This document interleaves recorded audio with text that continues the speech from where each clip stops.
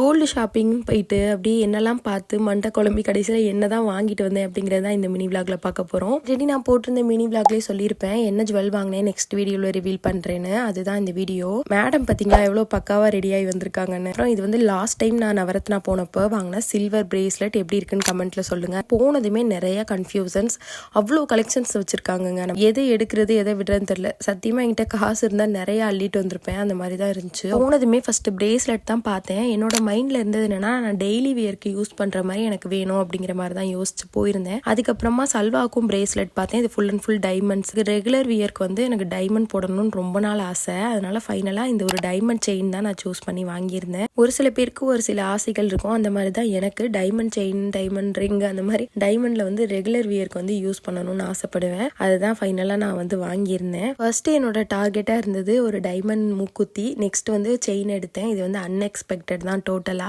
இதுக்கப்புறம் என்னோட டார்கெட் வந்து டைமண்ட் ரிங்கு தான். அதையுமே கூடிய சீக்கிரம் வாங்குவேன் நான் நம்புறேன். சீக்கிரமே அந்த ஒரு விளாகும் நம்ம சேனல்ல வரும்.